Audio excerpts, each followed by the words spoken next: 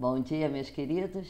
Hoje, quarta-feira, dia da série do Pentateuco. Nós estamos no livro Deuteronômio, mas não se esqueçam que no canal você tem desde o primeiro livro de Gênesis, tá? Quem quiser acompanhar, é só ir que vai lá nos vídeos que vocês vão ver.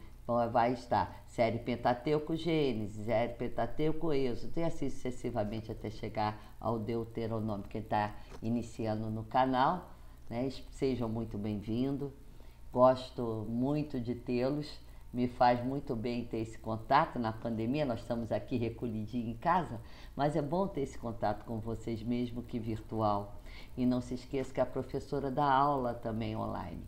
Quem quiser formar grupos para ter aulas online de qualquer tema teológico, entre em contato comigo, entra pelo WhatsApp de preferência, que eu acho mais fácil a comunicação, e nós vamos definir horário, dia, a possibilidade também, que a professora já está com quase os dias todos lotados. À noite eu já não tenho mais horário, agora sobrou só alguns dias à tarde. Então vamos lá, vamos falar do capítulo 24, que nós paramos, sobre o rapto. O rapto aqui não é manter alguém preso para receber resgate, como nós conhecemos hoje em dia, mas a venda de uma pessoa como escravo. Isso é crime com pena capital. Depois nós vamos ver no capítulo 25 o castigo corporal.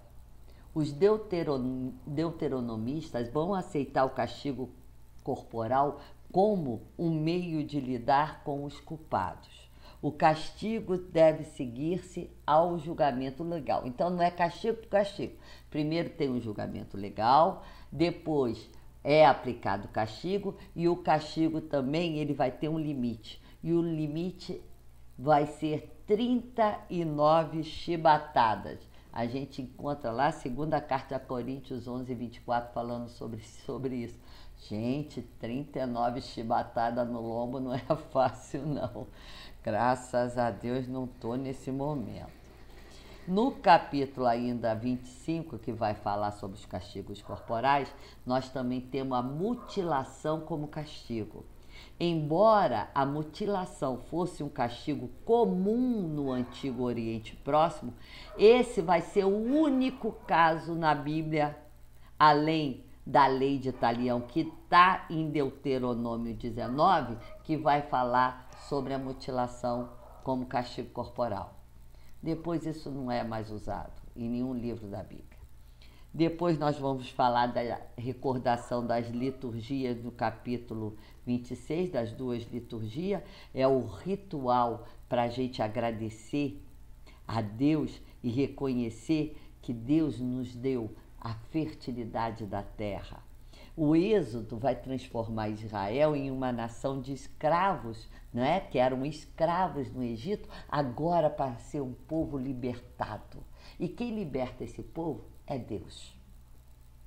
Os dois ritos aqui, que vão ser descritos nesse capítulo 26, nos versículos de 1 a 15, vão fundir em duas tradições de ação de graça. Uma de gratidão pela libertação e outra por ter a terra. Então, esses são os dois ritos. Para Israel, a fertilidade é uma dádiva que só pode ser recebida por gratidão. A liberdade, a felicidade e o futuro de Israel pertencem somente a Deus.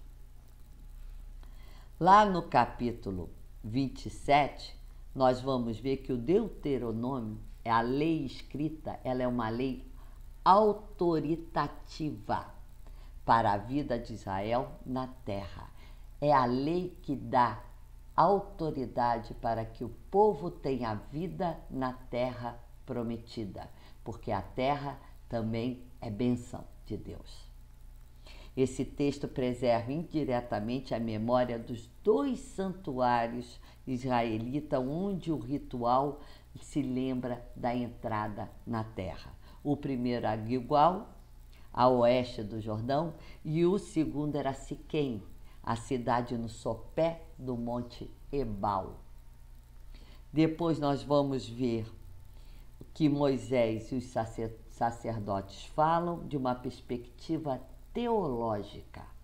Esses versículos de 27, 9 e 10, eles vão afirmar que a obediência aos mandamentos deve ser resposta de todo Israel à sua eleição, porque Israel é o povo eleito. Deus elege esse povo. Então, em gratidão a essa eleição, em resposta a essa eleição, a obediência aos mandamentos deve ser total pelo povo de Israel. Depois nós vamos ver o capítulo 28, que ele vai falar de bênção e maldição. Nos capítulos de Deuteronômio de 5 a 11, ele vai apresentar um prólogo da aliança, que é exortação à fidelidade baseada no que Deus fez por Israel. Nos capítulos de 12 até o capítulo 26, forma o centro dessa aliança, onde a obrigação de Israel para com Deus são descritas com clareza. Neste capítulo será descrita, então, a consequência, no capítulo 28, nos versículos de 1 a 69. As consequências da fidelidade do povo e também as consequências também da sua infidelidade. Não podemos esquecer que esse livro é da mão deuteronomista, ele vai ser escrito no exílio. Então ele quer mostrar ao povo por que esse povo foi para o exílio, porque não cumpriu os mandamentos da lei de Moisés. Então a desobediência gera o castigo, gera a maldição. E a maldição é a perda da liberdade e a perda da terra. Porque nós vimos que a maior bênção é a liberdade de tirar esse povo como escravo do Egito e levar a terra prometida, dando liberdade a esse povo. Quando eu estou no exílio, eu estou novamente sem liberdade, porque eu sou escravo de Babilônia e também perdi a minha terra, não estou mais na minha terra. Então esse é o castigo pela desobediência da lei. Depois nós vamos ver que o segundo discurso de Moisés vai terminar com um intenso chamado à fidelidade de Israel. Então aqui ele vai demonstrar como Israel deve levar a sério esse relacionamento que ele tem com Deus, porque esse relacionamento que ele tem com Deus e a obediência à lei é uma questão para Israel de vida ou morte. No capítulo de Deuteronômio 29 até o capítulo 32, versículo 52, nós vamos ter o terceiro discurso de Moisés. A principal preocupação desse discurso é o futuro imediato de Israel. Moisés vai providenciar para Josué que Josué assuma a liderança das tribos depois de sua morte. A lei deve ser guia da existência de Israel na terra prometida. Depois nós vamos ver que no capítulo 29 ele vai fazer uma admoestação contra os falsos cultos. É o grande mandamento da lei, a obrigação de Israel servir somente a um único Deus. O Egito servirá de modelo como um tipo de falso culto que nós devemos evitar, o culto politeísta a vários deuses. O povo será tentado a abandonar o seu Deus pelas divindades estrangeiras, porque agora eles estão lá em Babilônia, e Babilônia também tem várias divindades. Quem está acompanhando o nosso curso de sexta-feira de História das Religiões, eu falei do deus Enri, do deus Eni, do deus Marduk. Então, são os deuses babilônicos. Então, em Babilônia, esse povo ele vai ser tentado a abandonar o verdadeiro Deus. Mas quem sucumbir a essa tentação vai receber um severo castigo. Lá no capítulo 29, ele vai dizer que a consequência dessa desobediência, quando o povo vai passar por os terríveis efeitos da sua infidelidade, o primeiro impulso vai ser culpar os deuses das nações estrangeiras que derrotaram Israel. Mas a verdade é que a queda de Israel é por não ter observado a lei e com isso rompe com a aliança que Deus faz com o povo. E com isso tem uma consequência, tudo na vida tem consequência, e a consequência será o exílio. Depois, ainda no capítulo 29, vai haver uma retratação, que é o capítulo 29, versículo 28. Isso é importante eu falar para vocês, que esse capítulo é uma glosa. O que é isso? É uma nota explicativa, que vai ser introduzida ao texto pelo redator tardio, posteriormente. Mas isso não afeta de nenhuma forma o seu valor teológico. O texto serve para reconhecer que Deus de Israel não pode ser medido somente pela perspectiva deuteronomista.